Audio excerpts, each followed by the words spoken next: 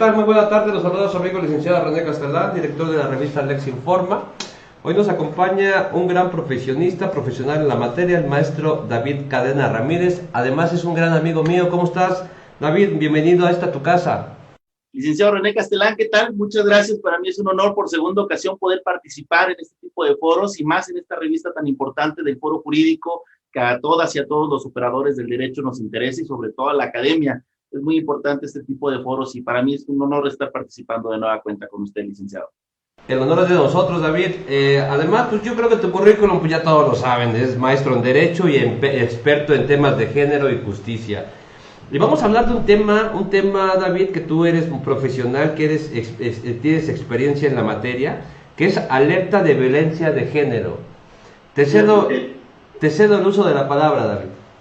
Muchas gracias, licenciado. Pues con tu permiso, con tu venia, si me lo permites. Antes que nada, bienvenidos a todos los que nos están viendo en redes sociales, a todas las comunidades jurídicas y sobre todo también a toda la participación académica, a mis alumnos, estudiantes de la carrera de Derecho Constitucional que nos están viendo en este momento y sobre todo a todo el Estado de México, al gremio de operadores y operadores del derecho del Estado de México. Y bueno, en consecuencia de todas las 32 entidades de la Federación.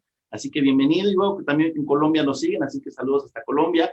Y pues licenciado, pues para mí es muy importante poder platicar de estos temas, porque muy independiente de lo que ha estado sucediendo con relación al tema del Día Internacional de la Mujer, pues que es el día del mes de marzo, del 8 de marzo, el Día Internacional de la Mujer, viene aparejada el tema de la violencia, que si bien es cierto, lo conmemoramos, no lo festejamos, como lo hemos ya platicado en diversas ocasiones, lo conmemoramos el 25 de noviembre, esto tiene con relación y finalidad que, pues bueno, el conmemorar, hacer un análisis, hacer una introspección de qué está pasando, tenemos que hablar también un poco más de lo que está sucediendo con las alertas de violencia de género de las mujeres, contra las mujeres. Y bueno, todo esto, si me lo permites, comienzo. Esto todo tiene un antecedente y esto si lo vemos desde el punto de vista histórico, desde 1948, es decir, al finalizar y al concluir la Segunda Guerra Mundial, es decir, cerca de 1945, resulta que pues se pone el fin a la idea de que cada estado puede hacer lo que quiera con sus gobernantes. Se pone fin a la idea de que cada estado tiene la última palabra del trato que se le tiene que dar a sus ciudadanos. Es decir, cuando hablamos y cuando estamos hablando, pues, del mecanismo desde 1945 hasta el año del 10 de diciembre de 1948, se proclama precisamente la Carta de Organizaciones de Naciones Unidas. Y es donde se pone fin a la idea de que cada estado tiene que hacer lo que se le venga en gana con sus gobernantes. Y este mecanismo se pone a fin, se pone un alto. ¿Para qué? Para que estos antecedentes se empiecen a dar en Latinoamérica. ¿Y por qué digo en Latinoamérica?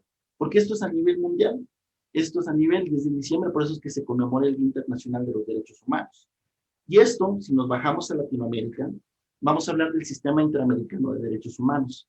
¿Cuándo? Pues precisamente en 1978. Por eso es que estamos muy recientes, aunque digan, no, es que estamos ya retacados de temas de derechos humanos. No, la verdad es que no. Estamos todos y todas en el mismo tren aprendiendo y estamos todos y todas viendo, dice la Constitución, de manera progresiva, comprendiendo lo que está sucediendo a través de los contextos históricos. Y entonces, el Sistema Interamericano de Derechos Humanos, a través de la Convención Interamericana sobre los Derechos Humanos, entra en vigor en 1978. México forma parte ahí por el año de 1980, 1998 forma parte de las condiciones obligatorias de lo que la Corte Interamericana de Derechos Humanos establece, pero vamos a hablar del tema de las mujeres. Y es bien importante hablar de un antecedente, y este antecedente lo quiero hacer valer desde el contexto de 1948. Nos vamos a 1979 con la Convención Americana sobre los Derechos Humanos, nos vamos con la Convención Belén do Pará en 1994, que son marcos antecedentes, marcos referenciales de lo que es y que va a proteger hoy en la actualidad la violencia contra las mujeres. Hoy en la actualidad va a proteger estos instrumentos en los cuales las mujeres van a tener un trato y una vida libre de violencia.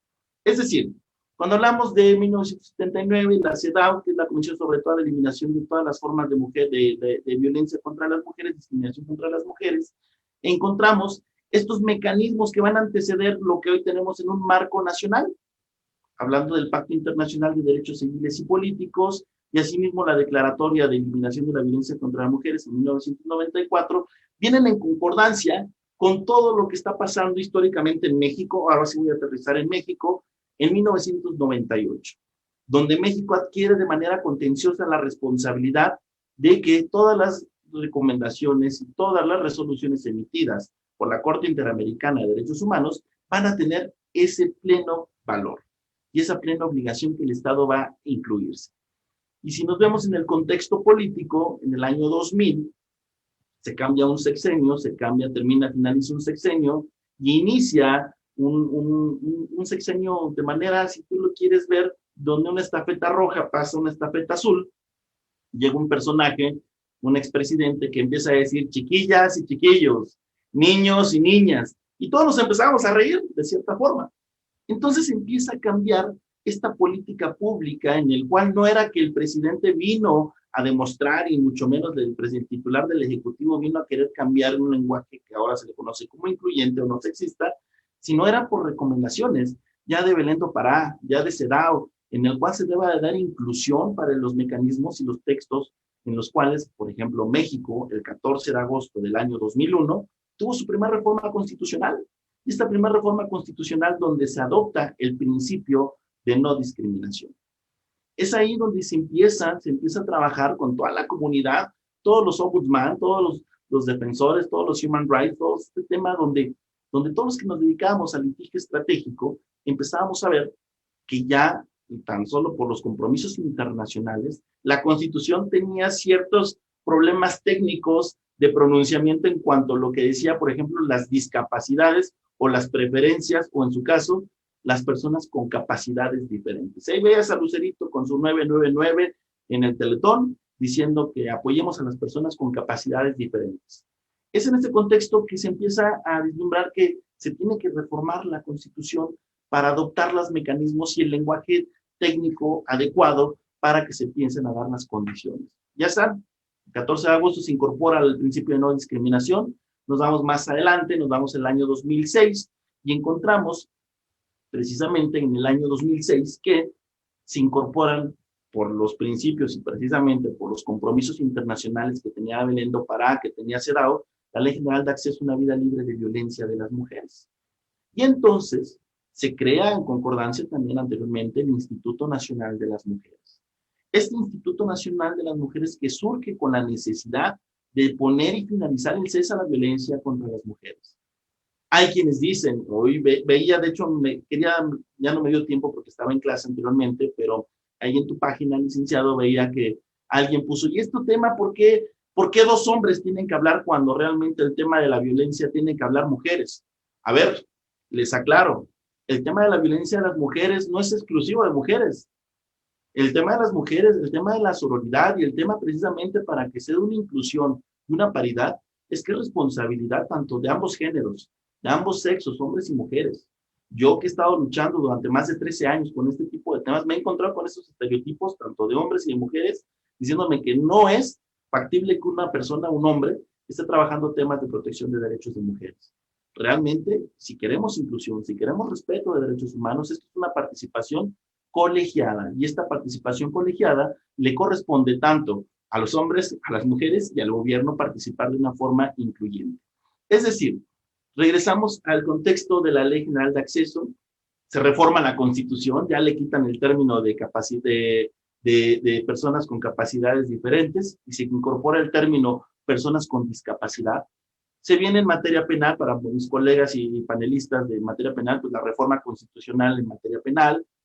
Y hasta el año 2009, a nivel internacional, se estaba ya cosiendo una sentencia que ya es multicitada para todos los que estamos todas las operadoras y operadores del derecho, que es la famosa sentencia de Rosendo Radilla contra el Estado mexicano.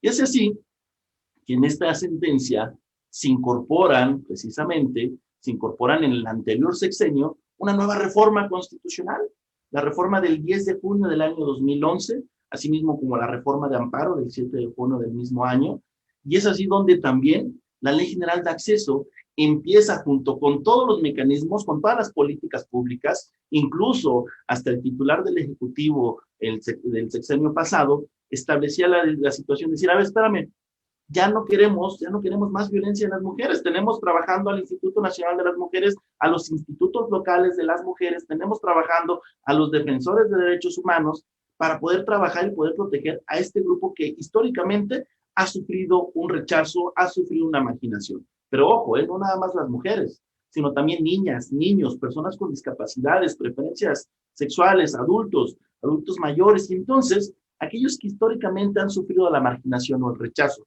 de un derecho, se empiezan a proteger porque ya estamos a través de la reforma constitucional, a través del control de convencionalidad, a través del principio pro persona, y entonces se empieza incluso hasta una nueva época jurisprudencial, que es la 10ª época, que es en la que nos encontramos. Y entonces, tanto juzgadoras, juzgadores, operadores y operadoras del derecho, empezamos a agarrar hasta apenas hace 10 años los derechos humanos en serio. Y cuando hablamos entonces de las obligaciones que tiene el Estado frente a los derechos humanos, internacionalmente siempre han sido 3, nada más que el Estado mexicano le incorpora en el artículo 1 un cuarto, que es promover. Y es por eso que este tipo de difusiones, este tipo de espacios, licenciado Castelán, para mí son importantes. ¿Por qué? Porque el promover, el respetar, el proteger y garantizar de conformidad de los principios de los derechos humanos, atendiendo en un principio a las mujeres en situación de violencia, es donde encontramos lo que está sucediendo. Y encontramos, somos el ojo del huracán. ¿Por qué? Porque el Estado mexicano, o más bien hablando del Estado de México, es uno de los que empieza a tener estos conflictos a través, primero, hay que entender la situación y la problemática, la numeralia. El Estado de México es uno de los estados más poblados, con sus municipios más poblados y con sus incidencias incrementadas. ¿A qué voy con esto? Empezamos a ver que la problemática ya no era ni con la sentencia del campo algodonero, ya no era ni allá en Baja California, ya no era ni en Tijuana, sino la problemática se empezaba a focalizar en el estado donde ustedes, que nos están viendo, la mayoría de esta audiencia, es del Estado de México. Y entonces empezamos a ver que esta problemática se veía desde el Estado de México. Para ser exacto, la primera alerta decretada de alerta de violencia de género contra las mujeres es en el Estado de México. Es así que empezamos a ver los mecanismos que tenían que ver con los tratados internacionales, con la propia Constitución, y yo siempre me encanta porque este tipo de foros les digo a mis estudiantes, ¿qué entienden por un tratado internacional en materia de derechos humanos? Y cuando digo un tratado internacional en materia de derechos humanos, yo les pongo que son instrumentos, le voy a poner aquí una rayita porque creo que me comí el jurídicos, instrumentos jurídicos vivos, cuya interpretación tiene como finalidad acompañar la evolución de los tiempos y las condiciones de la vida actual. Entonces, estos instrumentos jurídicos vivos que se llaman tratados internacionales en materia de derechos humanos tienen esta finalidad, acompañar la evolución de las necesidades, acompañar la evolución de las condiciones de las personas. Hay quienes de manera peyorativa dicen generaciones de cristal, generaciones donde no es eso. El tema es que ahora se está tomando en serio, tan en serio como estos grupos en situación de vulnerabilidad, estos grupos que históricamente han sufrido un rechazo, han sido marginados. Y ahora sí, a través precisamente de este tipo de protecciones, no nada más a nivel constitucional, sino a nivel internacional, es por eso que se van acompañando la evolución y las condiciones de vida actual. Hemos avanzado, sí, pero no lo suficiente, porque aún tenemos este rezago, aún tenemos esta falta de voluntad por parte de nuestros políticos. Hay que aclararlo. Hay mucha gente, me consta que en sesiones de cabildo donde se interpreta, donde se quiere interpretar qué es la violencia, porque municipios, los 11 municipios del Estado de México que tienen alerta de violencia de género, vienen a querer improvisar, vienen a querer decir, no, pues espera, me voy a leer un poema donde diga, a ti que me diste la vida, mi amor y tu espacio. No, espérame, eso no son reuniones cafeteras. El tema es atacar. ¿Por qué? Porque tenemos una política pública que ya el Estado mexicano decretó que hay una alerta de violencia de género. Y ahorita voy a ese tema, nada más quiero dar el antecedente. Licenciado, me dice cuándo me tengo que callar, porque voy de rápido y estoy haciendo el espacio necesario para hacer un preámbulo, para atacar de lleno cómo está el tema de las alertas de violencia de género. Maestro, tú es tu casa, adelante, adelante. Muchas gracias, licenciado, qué amable. Entonces, bajo este mecanismo y bajo este contexto, encontramos que estos instrumentos jurídicos vivos que tienen como finalidad acompañar la evolución de los tiempos y las condiciones de la vida en sociedad, pues vamos a ver que hace 10 años apenas estábamos viendo ¿Cómo eliminar la epístola de Melchor Ocampo? Cuando aquellas personas que contraían matrimonio decían que el varón y la mujer cuyas dotes sexuales son, perdón, el varón cuyas dotes sexuales son, y que la mujer cuya no, ya no es dote sexual, sino cuya condición era la abnegación, la amnistía, perdón, la perspicacia, la ternura. Dices, ¿cómo crees que pues, hay gente que dice, no, para mí era un poema, ¿no? Era una justificación incluso del Estado fomentar la violencia familiar. Y es así que se empiezan a tomar estas políticas públicas, se empieza a indignar la sociedad, estos mecanismos de telepresencia, estos mecanismos donde ahora podemos opinar de cierta forma con algún celular, nos va dando estos mecanismos de ir avanzando de manera progresiva, como así lo indica también la Constitución. Es entonces que si nosotros reflejamos qué va a pasar en 10 años, estas políticas o estos lentes de género debería de erradicarse de cierta forma. Esta violencia debería de erradicarse. ¿Por qué? Porque tenemos los ODS, los Objetivos de Desarrollo Sustentables, para todos los ayuntamientos, para todas las entidades, para efecto de establecer, y uno de ellos es eliminar la violencia contra las mujeres. ¿Qué están haciendo los estados? ¿Qué están haciendo los estados? Los 15 estados que tienen alerta de violencia de género. Y ahorita voy a entrar para ese tema. Y entonces, cuando ya vemos el antecedente internacional, ya vemos que todo esto empieza desde 1948 como feedback. Empezamos en México con toda la idea de la Constitución en el 2001, empezamos con la ley de acceso a una vida libre de violencia en la mujer en el año 2006, empezamos con la reforma constitucional en materia de derechos humanos en el año 2011 y estamos en el 2021, o sea, hace 10 años. ¿Qué ha pasado en esos 10 años? Pues precisamente en esos 10 años se empiezan a regular mecanismos como, por ejemplo, la violencia contra la mujer. ¿Qué es la violencia contra la mujer para aquellas personas que nos están viendo desde sus redes sociales? La violencia contra la mujer es cualquier acto, cualquier acción, cualquier conducta que basada en su género cause muerte, daño, sufrimiento, desde cualquiera de sus aspectos físico, sexual o psicológico a una mujer, tanto en el ámbito público como en el ámbito privado.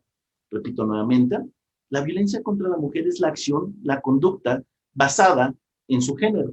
Y ahorita vamos a identificar entonces cuando el contexto para poder entender qué es el género, para poder entender qué es el feminicidio, debemos de entender qué es el género.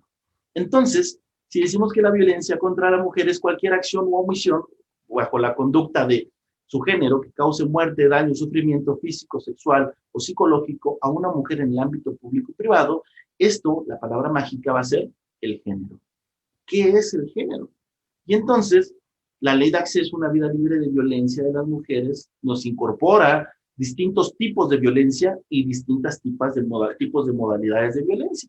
La clásica, que de cierta forma es la que se ve, es la que en ocasiones dice el Ministerio Público que no está sensibilizado y que no hay fiscalías para poder atender, porque finalmente le queda más cercano y por cuestiones aquellas instituciones, aquellos estados que no tienen alerta de violencia de género, pues dice, pues si no vienes golpeada, pues entonces no te puedo atender. Aquí en el Estado de México, lamentablemente esto ya no sucede, ¿eh? Déjame decirte, habrá ministerios públicos que quizás a lo mejor o fiscales que ya no quieran trabajar, pero es obligación. ¿Por qué? Porque hay alerta de violencia de género de inmediato. Incluso hay una reforma ya que se acaba de incorporar para efecto de que ya se establece como delito grave. Yo tengo mis dudas con esa reforma, probablemente será cuestión de otra plática y probablemente de otro contexto, pero cuando hablamos de esta violencia física acompañada de la violencia psicológica y de otras 5 tipos de violencia, que es la patrimonial, la económica y la sexual, la Ley General en su artículo 6 establece este tipo de violencias. Ya se incorporan y se homologan a los códigos familiares o a los códigos de procedimientos civiles o a los códigos civiles de las entidades. Pero esto en general viene desde la Ley General. Hablamos entonces de modalidades. Y fíjate qué interesante. Ahora, ya el año pasado, apenas se incorpora la violencia política y la violencia digital contra las mujeres, la famosa Ley Olimpia.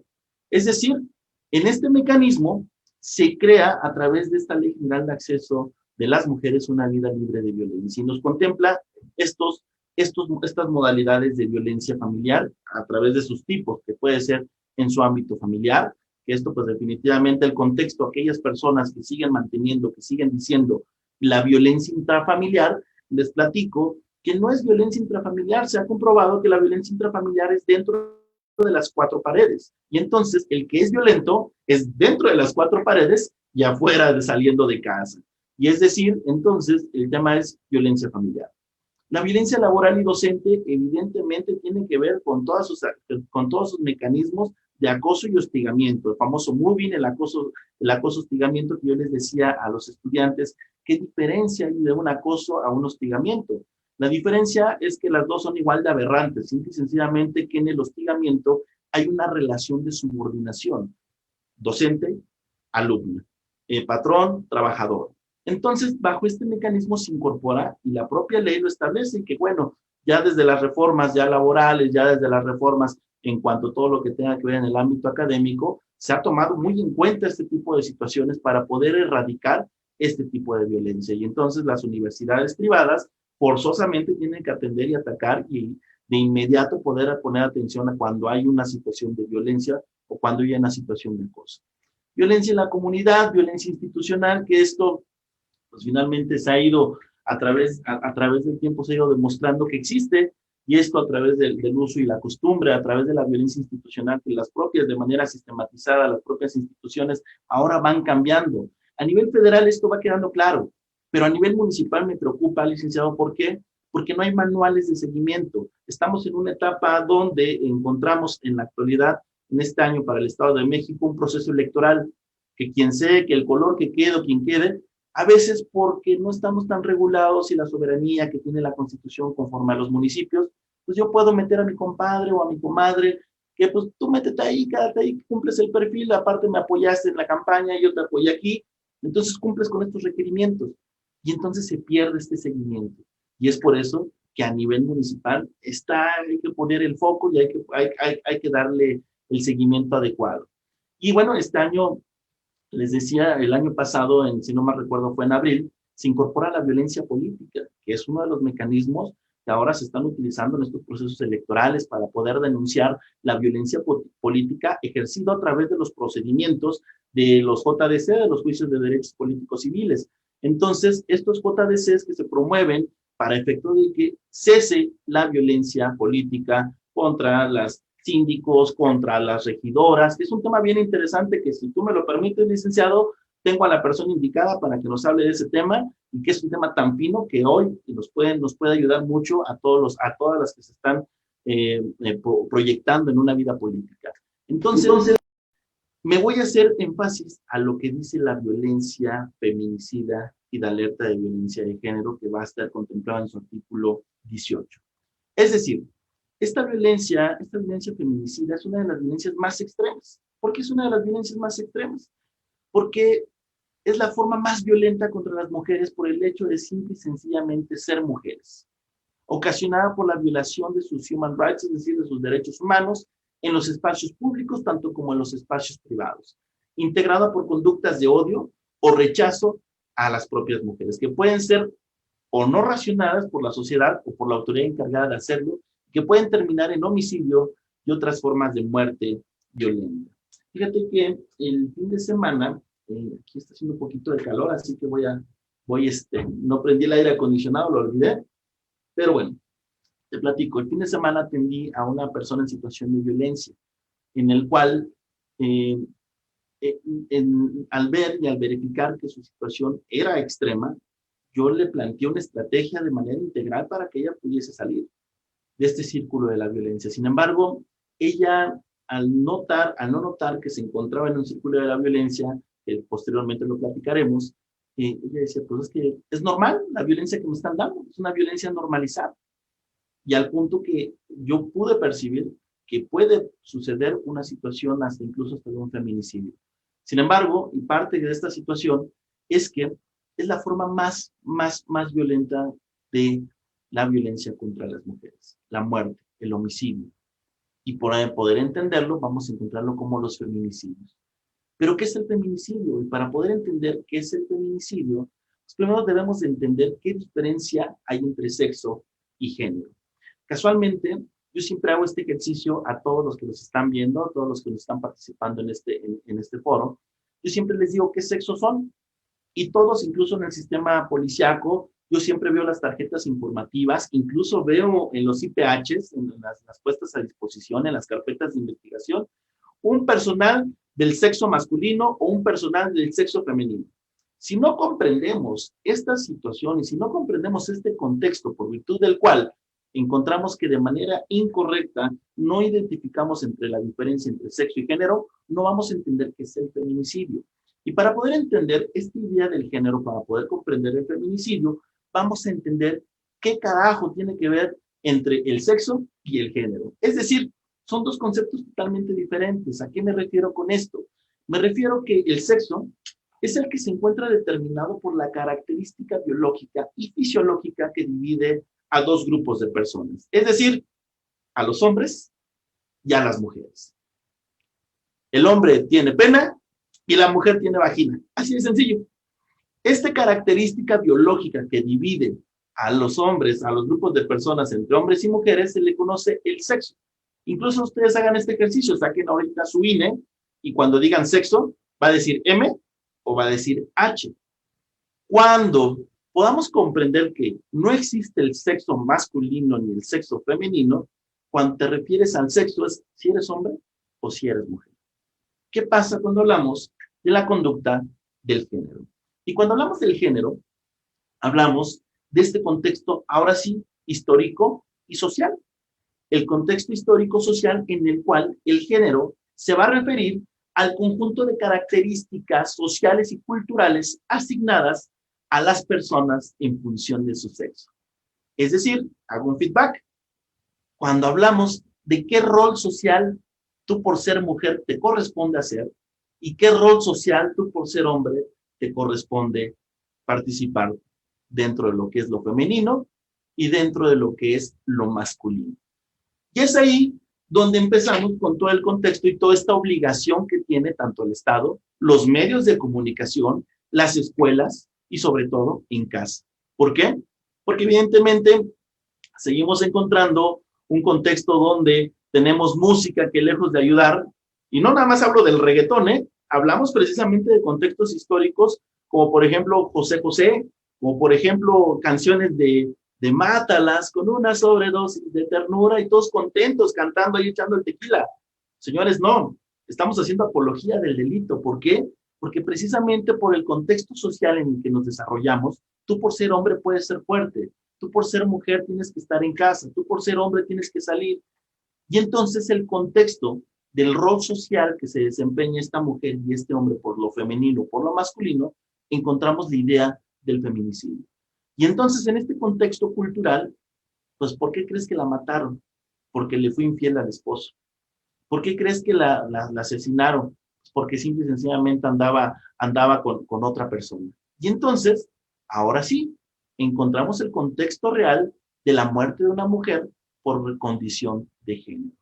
Yo veía en foros anteriormente que les costaba mucho trabajo, no voy a decir por respeto a mis compañeros, pero decía, pues es que a mis compañeros penalistas, que decían, no, pues es que la muerte de una mujer y de un hombre, pues es homicidio, sí, está bien. Pero cuando hablamos de razón de género, debemos entender todo lo que es la teoría del género para poder comprenderlo. Me podría llevar un semestre hablando de la teoría de género, pero dado que tenemos los minutos contados y dado que tenemos la idea, con mucho gusto, si se puede abrir, si la participación del foro quiere que hablemos en un tema específico, con mucho gusto lo hago. Máxime que el tema que vamos a hablar es el tema de la alerta de violencia contra las mujeres. Entonces, ahora sí, ya entendiendo la violencia feminicida por concepto de la violencia más extrema que puede existir a una mujer por condición de su cuestión o por su condición de género o por su situación en el cual está atentando contra su vida o en su caso contra su propia integridad, encontramos que en esta misma ley de acceso a una vida libre de violencia de las mujeres, fíjate, es bien importante, es el único mecanismo en el mundo, por eso es que yo aplaudo a las legisladoras, a los legisladores, que sí se han preocupado por hacer un México mejor, que sí se han preocupado precisamente tanto a los tres poderes de poder trabajar este tipo de violencia contra las mujeres y atenderlo como política de agenda. ¿Por qué? Porque este mecanismo único en el mundo se incorpora en la ley de acceso a una vida libre de violencia de las mujeres. Es decir, este mecanismo de protección de las mujeres va a trabajar a través de lo que va a ser la Ley General de Acceso y a través de la reglamentación. Ahorita vamos a platicar de manera muy concisa cómo es que se trabaja este mecanismo. Esta Ley de Acceso a la mujer, de las mujeres a una vida libre de violencia va a trabajar lo que son precisamente las alertas de violencia de género contra las mujeres. Ya entendimos el contexto del feminicidio, ya entendimos el contexto del género, y entonces vamos a hablar qué son las ABGs, o sea, las alertas de violencia de género contra las mujeres. Y este es un conjunto de acciones gubernamentales de emergencia, son de emergencia para enfrentar y erradicar la violencia feminicida, entendiendo ya que es la violencia feminicida como una de sus formas más extremas de violencia hacia las mujeres. La existencia de un agravio comparado, esto sí lo quiero subrayar, porque fíjense que la figura de agravio comparado solamente se ha dado en Veracruz. Y ahorita lo voy a mencionar por qué solamente se ha dado en Veracruz y en qué consiste el agravio comparado. Entonces, las alertas de violencia de género se pueden trabajar a través de este conjunto de acciones gubernamentales de manera emergente para enfrentar y erradicar la violencia feminicida o la existencia de un agravio comparado. Ahorita vamos a identificar, vamos a ver qué es un agravio comparado, que impide el ejercicio pleno de los derechos humanos de las mujeres en un territorio determinado, es decir, en cualquier parte de la República o en cualquier municipio, llámese municipio o entidad federativa, la violencia contra las mujeres que pueden ejercer individuos o incluso el propio sistema, la propia comunidad. Por eso es que también existe dentro de sus modalidades la violencia, la violencia en la comunidad. Entonces, en este contexto, para que nos están viendo, este es uno de los mecanismos más importantes. Una política pública encaminada para poder, de manera emergente, concluir y cesar la violencia contra las mujeres en su modalidad de violencia feminicida. Es decir, cuando hablamos, el artículo 23 de la Ley de Acceso a una vida libre de violencia a las mujeres nos dice que forzosamente el objetivo va a ser garantizar la seguridad de las mujeres y niñas en el cese de la violencia, para poder eliminar las desigualdades producidas por una legislación o por una política pública que agravie sus derechos, que esto es a lo que nos referimos con agravio comparado.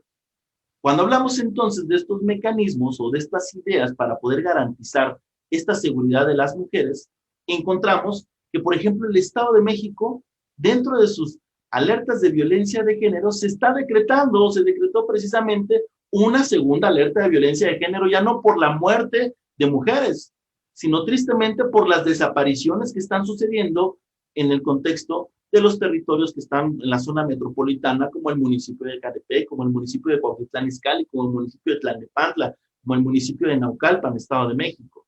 Municipios con alta incidencia delictiva, no tan solo por el tema de feminicidio, sino tan solo por los robos, tan solo de los delitos de alto impacto.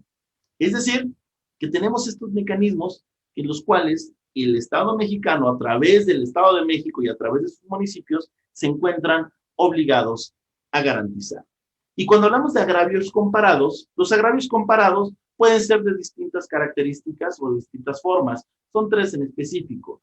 Pero un agravio comparado es cuando se genera una aplicación desigual, lesionando derechos humanos de mujeres a través de las propias instituciones o a través del propio gobierno. Les pongo como antecedente, Veracruz es el único estado que tiene alerta de violencia de género por agravio comparado, no por los municipios, sino por el Poder Ejecutivo, por el Poder Legislativo y por el Poder Judicial, para efecto de ¿qué? De poder interpretar que se le tenga que dar el derecho libre a una vida libre de violencia a las mujeres, al derecho a la salud.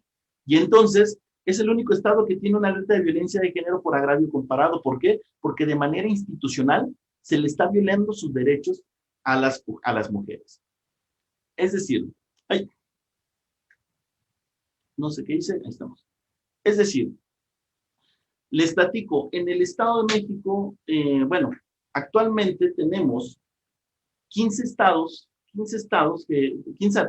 alertas de violencia de género contra las mujeres, y el principal fue el Estado de México, es decir, el 31 de julio del año 2015, y esto ya era increíble porque ya tenía que haber sucedido antes.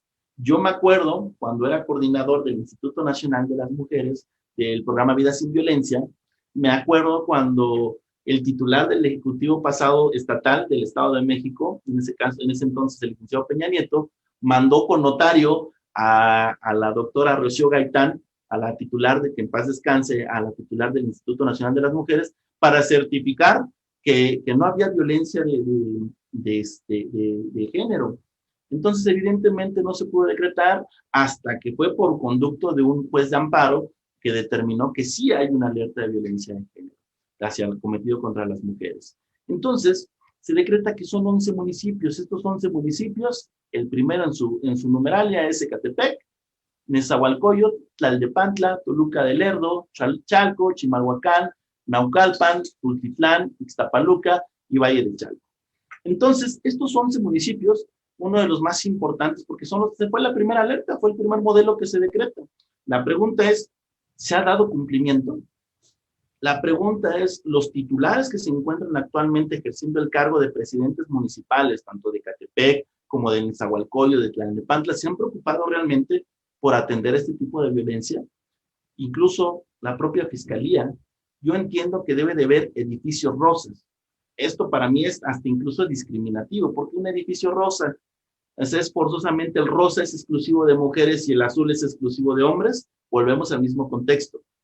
Y entonces, si hablamos de violencia, lo real, en las pláticas que he tenido en San José, California, con compañeras de protectoras y human rights que se dedican al tema exclusivo del litigio estratégico de mujeres, pues entramos en la concordancia que no nada más debe de haber un edificio rosa o una fiscalía especializada para atender delitos de mujeres. No, debe haber fiscalías especializadas para atender delitos por cada característica de las violaciones que se puedan dar en el contexto de las mujeres en sus tipos y sus modalidades.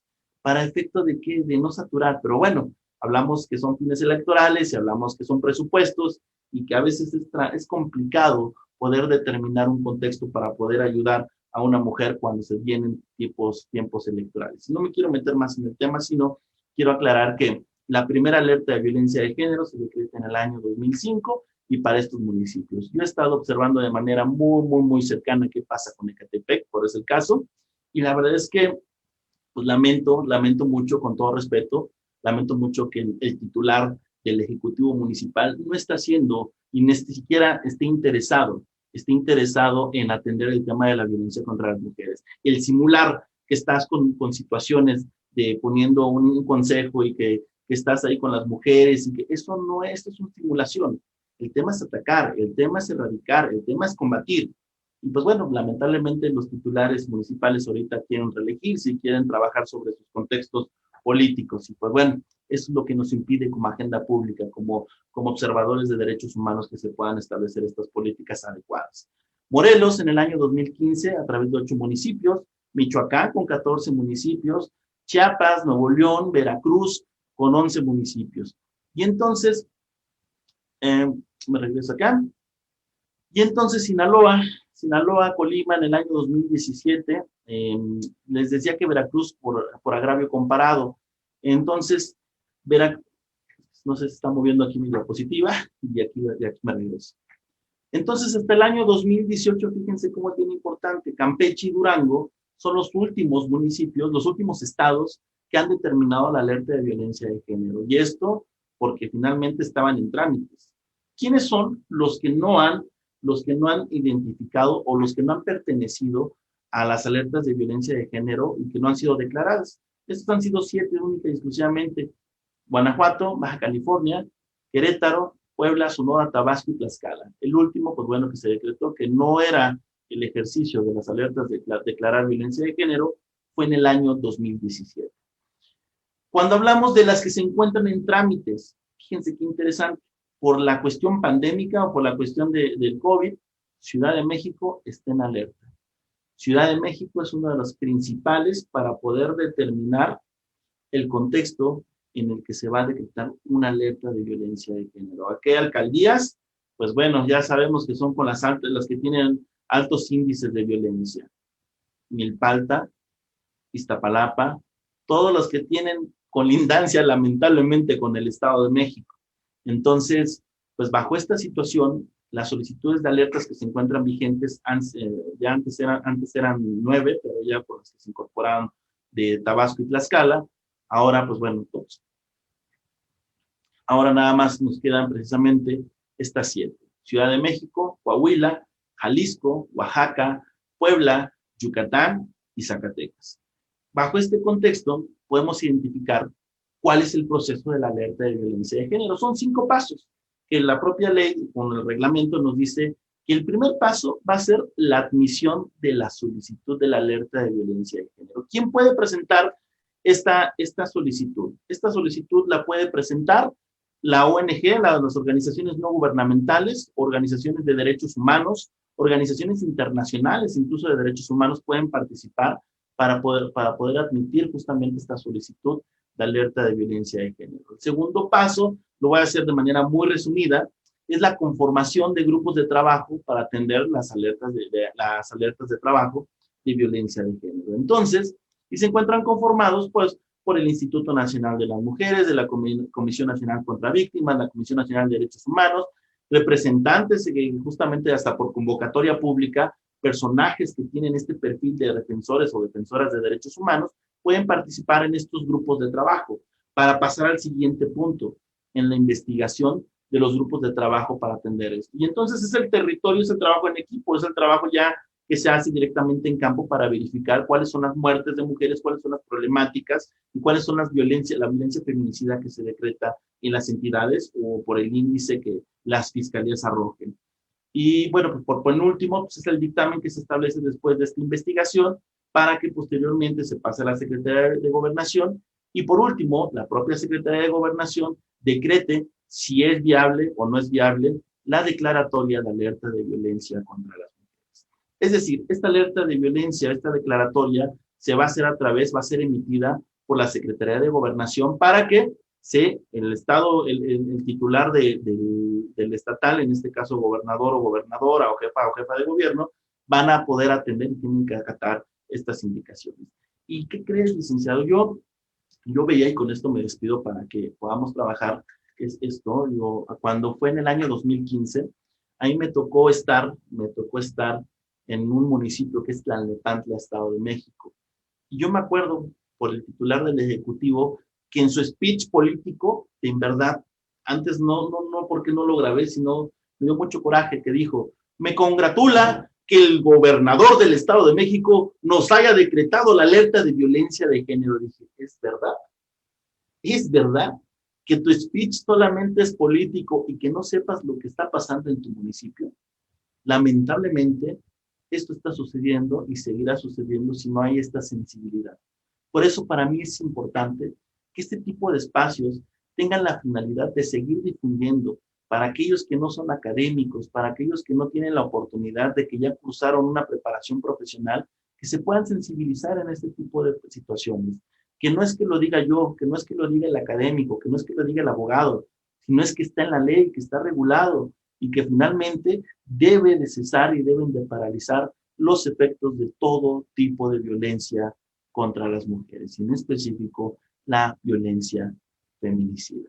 Licenciado, gracias por el espacio, gracias por este espacio. Para mí me quisiera seguir con 3 horas, 4 horas, pero no es ni pedagógico y mucho menos para mí no quisiera quitarle tanto el tiempo a tu audiencia. Así que para mí es un honor poder seguir participando en este tipo de paneles y lo seguiré haciendo siempre y cuando usted me invite, licenciado, con mucho gusto. No, para mí sería un honor, maestro, un honor volverte a invitar. Además quiero felicitarte porque realmente en poco tiempo nos dijiste mucho, hablaste de un tema muy completo. Y me llama mucho la atención, hablábamos del municipio de Ecatepec, hablabas de las simulaciones. ¿Cómo vamos a identificar o cómo las mujeres van a identificar una simulación para poder exigir lo que realmente le corresponde al gobierno o al representante del Poder Ejecutivo? Como pregunta, te lo voy a decir y voy a procurar ser muy honesto sin herir susceptibilidades, pero la verdad es que yo he visto las comisiones que se instauran para erradicar la violencia contra las mujeres y literal, no se hace nada. O sea, me tocó el caso que hasta en un poema se pusieron a leer para erradicar la violencia contra las mujeres. Dije, ¿es en serio? Que esto es lo que están haciendo ustedes dentro del cuerpo de cabildo, dentro de lo que son las regidoras.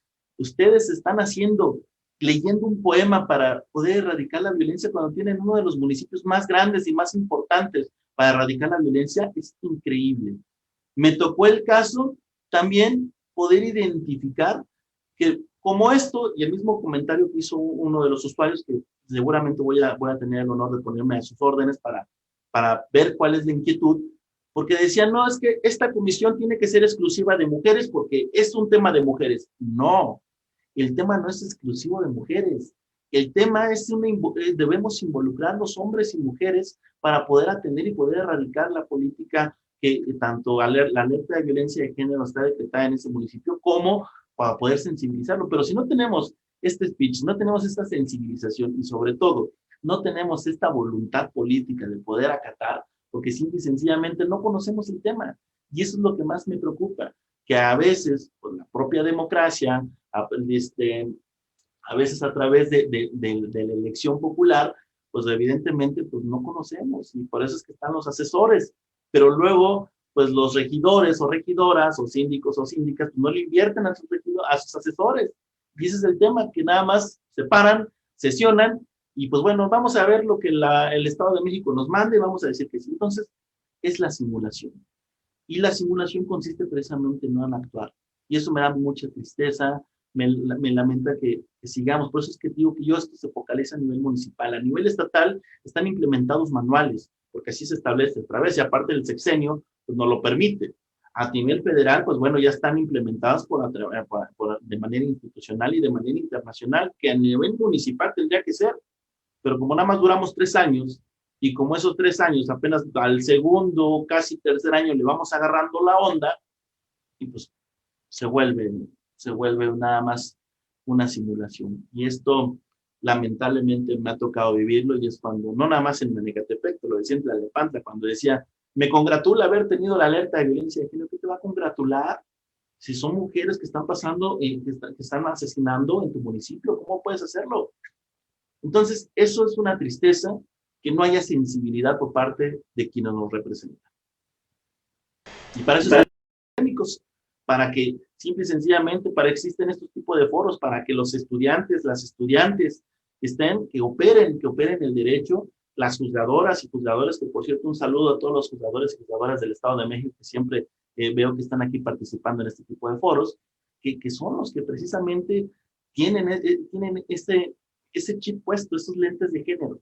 Entonces, esto es un contexto de manera colectiva, que tenemos que ponernos, involucrarnos de manera general. Maestro David, ¿cómo le vamos a aconsejar a las mujeres, tú que eres especialista en la materia, cómo saber o cómo es el procedimiento de una alerta de género? ¿Qué hay que hacer? ¿Qué acudir? Bueno, me regreso. El proceso de una alerta de violencia de género es de manera institucional, insisto. Quienes promueven o quienes tienen que presentar las alertas de violencia de género son las organizaciones de la sociedad civil, los organismos de human rights, de derechos humanos que se dedican a proteger. ¿Para qué? Para efecto de que las entidades, en este caso, el caso en concreto, un municipio, pueda atacar y pueda atender y pueda sensibilizarse. ¿Por qué? Porque, por ejemplo, quienes estén sufriendo violencia en un territorio donde hay alerta de violencia de género, te voy a poner la diferencia. En la Ciudad de México, que todavía está apenas en proceso, al Estado de México. En el Estado de México ahorita, simple y sencillamente por el simple hecho de decir que está sufriendo violencia, la Fiscalía de inmediato le pone una medida de restricción. Esa medida de restricción consiste en esta orden de protección, en el cual no se puede acercar, va la policía municipal, el comisario, a través de su policía municipal, o en su caso, cuando la delicadeza del tema es grave, la policía estatal va y la notifica que no se puede acercar a la persona. Los procedimientos de violencia familiar que van emparejados y homologados con la Ley General de Acceso, junto con los códigos de procedimientos, incluso la licenciada Eva, que nos manda un fuerte saludo, ya ha hablado precisamente, le da un cordial saludo, ya ha hablado precisamente de estas medidas de protección, de estas medidas de naturaleza civil, que ya van homologadas al Código de Procedimientos Civiles. Pero en la Ciudad de México, que todavía no tiene alerta de violencia de género, pues no existen las medidas de protección. Sí existen siempre y cuando las solicites o que simple y sencillamente se acredite para que las solicites. Aquí no, aquí ya por oficio te la dan. ¿Por qué? Porque simple y sencillamente, como tenemos un municipio, tenemos un estado que tiene 11 alertas de violencia de género, entonces en ese momento no vas a hacer revictimización. Y la revictimización es esto, que la usuaria que está sufriendo violencia no vaya a una fiscalía y le diga, no, pues es que, ¿qué quieres? Regrésate, porque aquí no es, tienes que ir al DIF. y el DIF que le diga, ¿qué crees que aquí no es en el juzgado familiar? Y el juzgado familiar le diga, ¿qué crees que tienes que ir con la defensoría de oficio? Con esos 50, con esos 100 o con esos 200 pesos que tenía para el gasto de la semana que el generador de violencia le dio, pues obviamente no va a regresar. Y ahí está nuestra cifra negra. Y esta cifra negra es la que no se denuncia. Y esta cifra negra es la que no está en nuestra incidencia delictiva. David, en los 15 estados que comentas que existe la alerta de género, ¿ha funcionado realmente? Apenas hubo un informe por parte de la CONAVIN en este Día Internacional de la Mujer, de los cuales se le está dando el seguimiento parcial. Y eso es lo que te digo. Pasa el tema, se sigue sensibilizando, pero terminan los trienios. Y entonces termina el trienio y pues bueno, yo veo a todos los que tienen 11 municipios, estos 11 municipios que estamos nombrando para el caso del Estado de México, yo los veo en aras de todos políticamente dejar sus compromisos de la violencia de la mujer y esto para poderse reelegir, para poderse establecer un mecanismo de decir, pues ahora yo me toca porque pues, yo he hecho el ejercicio del poder. Entonces, en este ejercicio del poder, lamentablemente dejamos lo que en la agenda pública tiene que ser de manera obligatoria. Y no, David, tiene muchísimos saludos. Tienes muchísimos saludos, te los voy a comentar porque si no, no terminamos. Mira, comentarios, algunos comentarios de Carla Villegas, dice: no, y tal es así que hace unos meses las mujeres que tomaron las instalaciones de derechos humanos de Ecatepec y las autoridades las agredieron. Un tema delicado, sí, evidentemente, sí me tocó estar en esa situación donde un ejercicio de demostración de fuerza donde se dice que aquí en el Estado de México no puede pasar eso. Entonces, este ejercicio fue un ejercicio político, definitivamente. No fue un ejercicio donde se tuviera que intervenir la Comisión de Derechos Humanos. Pienso yo que hubo errores operativos totalmente y evidentemente hubo violaciones de derechos humanos, tanto que hubo recomendaciones. Una pregunta de nuestros seguidores, maestro. Graciela Saji te pregunta: maestro, en su experiencia, ¿de qué circunstancias depende que haya estados que ejerzan más violencia contra las mujeres que otros? Por ejemplo, tiene alerta de violencia de género y nos encanta escuchar al Commander, nos encanta escuchar, y con todo respeto a los grupos musicales, pero nos encanta escuchar música que hace apología hacia la violencia contra las mujeres. La cultura, el tipo de cultura que puede haber y sobre todo también la población, que ese es uno de los primeros temas que en el año 2012 el Estado de México decía, es que no puedes comparar, y es evidente, el Estado de México, Ecatepec, con Colima, y Colima pues poblacionalmente casi son los mismos. Entonces, lo que sucede un delito en Colima, en el Estado de México, en Ecatepec, son 10 delitos. Entonces, si lo ves a nivel estadística, es lo mismo. El tema es que pues, sigue siendo muertes, y lo que sea sigue siendo muerte violenta de una mujer. Entonces, son varios los contextos, por eso es que de acuerdo a las alertas de violencia de género se da el proceso de investigación en el cual los grupos de trabajo del territorio van y acuden cuáles son las incidencias delictivas que suceden. Entonces, por ejemplo, les decía, ya no es nada más en el Estado de México el feminicidio, ahora son las desapariciones. Yo veía a defensoras que respeto de derechos humanos aquí en el Estado de México, de colectivos que decían, pues bueno, es que tú, Panchita, pues finalmente ya encontraste a tu hija, y tu hija pues ya la encontraste muerta, y ya sabes que va a tener sana sepultura. Pero a mí, que sigo pensando que mi hija sigue viva, y que me ha tocado desde el caso muy personal y profesional el tema de la trata de personas, el tema que se ha involucrado y ha habido ya reformas muy, muy importantes al tema de la Ley General de Trata de Personas para poder saber si tu hija está siendo tratada sexualmente, abusada. Es tantos los contextos que de verdad tendríamos que abrir otro foro para poder platicarlo, que con mucho gusto estoy a la orden. Pero sí, evidentemente la cultura es el contexto, es la demografía que existe en la sociedad. Como bien lo decías, maestro, un edificio rosa, al rato nos van a poner un edificio azul. Ese es el punto, que si lo hablamos por cuestiones de color, entonces volvemos al mismo contexto, de que pues si es rosa es de mujer, si es azul es de hombre, y volvemos a estereotipar, volvemos a cosificar, y encontramos que no, el color no es exclusivo del género. Pero bueno, así le decimos edificios rosas, edificios de mujeres. Mal. El edificio rosa, el metro rosa, taxis rosas.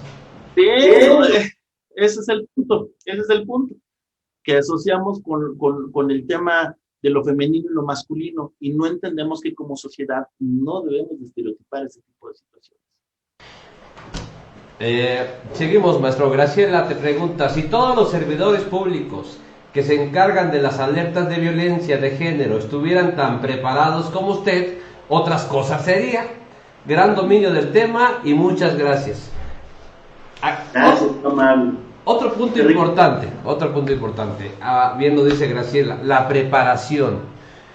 Bien lo comentabas que el compadre del regidor, que la comadre y yo entra conmigo y finalmente no resuelvo. ¿Cómo podemos exigir para que realmente cumplan con ese trabajo y se resuelva? Decía Luis Carlos Ugalde en su libro Por una democracia eficaz, lamentablemente esto es simulación y lamentablemente no puedes. ¿Por qué? Porque es la voluntad del pueblo. Decía, es que debemos de tener legisladores con licenciatura. No, no estoy de acuerdo. ¿Por qué? Porque tachas justamente este proceso de tener una idea de hacer valer los intereses de la colectividad. Entonces, ¿cómo lo puedes hacer? Siendo y teniendo una cultura. ¿Y sabes dónde se aprende todo eso, licenciado? Se aprende en casa. Todo esto se aprende en casa. Se aprende con los valores. Se aprende precisamente con difundir este tipo de respeto. Y si tú respetas en tu casa, vas a respetar a de afuera a la gente, vas a respetar a las mujeres. Es por eso que lamentablemente se han perdido sus valores, tantas redes sociales, tanta desinformación, tanta sencillez para poder terminar y poder concluir una familia, para poder erradicar estos contextos y estos mecanismos personales donde pues, simple y sencillamente se pierden los valores. Y al perder los valores se pierde todo como sociedad. Entonces no se requiere ser tan estudiado, no se requiere tener maestrías, no se requiere tener doctorados, simple y sencillamente se requiere ser tolerante, ser inclusivo y ser respetuoso. El ejemplo. Victoria Rodríguez pregunta, ¿qué tantos es el desempeño de los ministerios públicos en el Estado de México? ¿Influye en que el problema de la violencia contra las mujeres siga creciendo?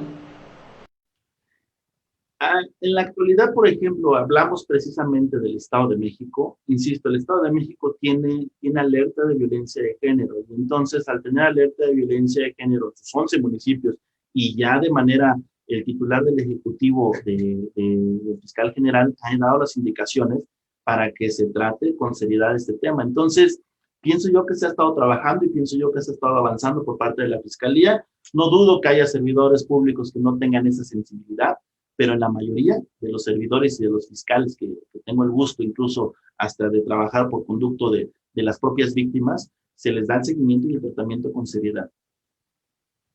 A mí me consta, yo he estado en esos asuntos y me consta que sí le dan seguimiento. Mira, Javier Melesio Monter te manda más bien un saludo, dice felicidades por tan valiosa ponencia, gracias a los organizadores de la revista LEC y al maestro ponente, abordaron un tema vigente e interesante de manera magistral. Eso es gracias a ti, maestro David, pues yo sí sé que tú eres buenísimo en la materia. Yo creo que vamos a seguir trabajando ese tema. El tema de la revista Lex Informa nació porque yo siempre he estado consciente, David, que un pueblo informado es un pueblo empoderado y fuerte, lo que tú bien comentabas. Las redes sociales ahora, hay mucha desinformación. La música, como tú comentabas, hay muchísima música que creo que ni la entendemos si estás baile y baile. Sí. ¿Verdad? Sí. Low Worries dice lo siguiente, totalmente de acuerdo, los valores comienzan en el núcleo principal del individuo, la familia, excelente ponencia, saludos desde Zumpango. Francisco Morán dice saludos al maestro David Cadena, un gran profesionista, sensibilizado y comprometido con la igualdad sustantiva. Victoria Rodríguez dice gracias por su aportación, por compartir su conocimiento. María Luisa Ruiz dice en la Ciudad de México ya existe la alerta de violencia de género. estaban en trámite precisamente con todo el tema de la pandemia, apenas se decretó y es por eso que se están ahorita terminando cuáles son las alcaldías que se tienen que trabajar. Es correcto. Erika Chávez dice, excelente ponencia, felicitaciones. Verónica Rodríguez, excelente tema, muy ad hoc con lo que actualmente se vive. Miguel Rendón Santá dice, excelente ponencia, saludos a ambos. Yes te dice, gracias por la información. Lick David Cadena. Verónica Jacinto, buenas noches, gracias por compartir. Valeri Valencia dice, excelente, maestro Cadena. Rosalba Osorio González dice, buenas noches, gracias. Astrid Luna dice, gracias y excelente. Mid, saludos al maestro David Cadena, el mejor. Pues yo comparto esa misma idea, maestro David, pues sí eres el mejor en este tema. Muchas gracias. Pues también yo quiero agradecer, si me permites, este espacio, licenciado, a toda la comunidad jurídica de Universidad Humanitas, a toda la comunidad jurídica de Universidad UNID, asimismo a mis socios a mis socios y amigos, al licenciado Miguel Rendón, al notario Marco Barrón, al licenciado pueden ser muchos nombres, ¿no? La licenciada Maricruz García Martínez, que estuvo la semana pasada, me encantó su ponencia. También un fuerte abrazo a la licenciada Eva, que gracias a ella estoy aquí. Y pues bueno, también para concluir, también a los compañeros y compañeras que están haciendo por hoy un día mejor, un día sin violencia contra las mujeres. ¿Tienes todavía más comentarios? Te los voy a hacer llegar, maestro David. Y tienes algunos saludos de Isabel, te manda saludos desde Tlaxcala. Enrique Ramírez, buenas noches, maestro Cadena. Luis, saludos y maestro Cadena. Graciela desde Oaxaca. Y Cris Venegas, saludos. Gustavo Leal te envía también saludos. Maestro David, yo quiero agradecerte muchísimo que nos hayas acompañado. Y te voy a invitar, si tú gustas, porque yo creo que es un tema que sí debemos de darle más información. Totalmente. ¿Te parece? Me pongo en contacto contigo, platicamos el tema y nos volvemos a ver muy pronto, David. Para mí es un honor poder participar en este tipo de foros y más que el Lex Informa, me siento ya en casa, de verdad, licenciado. Muchas gracias. Ya sabes que es tu casa, David. Bueno, pues quiero felicitar. Bueno, ¿algo más quieras agregar, maestro? Nada, simple y sencillamente les agradezco este tipo de espacios, sigamos difundiendo la cultura y el conocimiento jurídico y pues simple y sencillamente también que tengan un excelente inicio de semana sin violencia y sin discriminar. Muchas gracias, licenciado. Bueno, pues agradezco al maestro David Cadena Ramírez, es maestro en Derecho y experto en temas de género y justicia. Maestro David, te mando un abrazo, muchísimas gracias y seguimos en contacto.